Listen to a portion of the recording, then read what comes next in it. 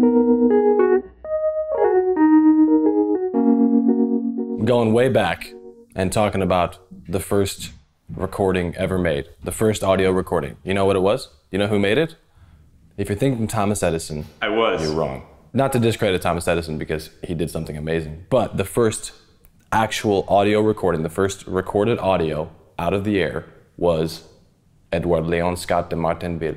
And he invented the phonautograph. How do I explain this? It was like this big diaphragm with a stylus at the end of it, and then a cylinder that had a piece of paper on it, and the paper had soot from an oil lamp. So the stylus would etch the waveform into the soot of the paper. In 1860, 17 years before Thomas Edison invented the phonograph, he recorded a French folk song, Au clair de la lune.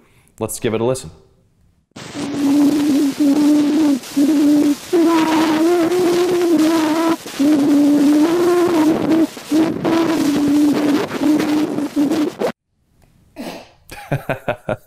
The recording is actually pretty creepy. The recording itself isn't to be like judged or anything, right? The idea surrounding it is what is like just completely mind-blowing. That's the oldest thing that we can listen to, that we can hear. That's the oldest human voice that we can hear. So it wasn't until 2008 that the audio was heard back, it was played back. A group of scientists at the Lawrence National Berkeley Laboratory got together. They created high-resolution scans of the original phonautograms and created a virtual stylus that could play it back. Those phonautograms, those pieces of paper with lamp oil soot on them, etched waveforms in them, survived, and in 2008 the audio was heard back. That's cooler than time travel, maybe. Sorry, okay.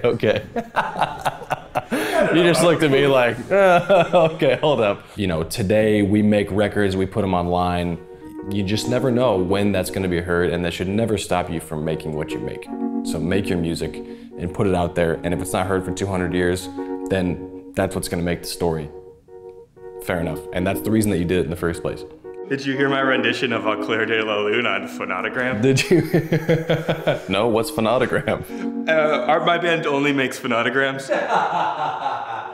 My band just got signed to a new label, it's only phonotograms.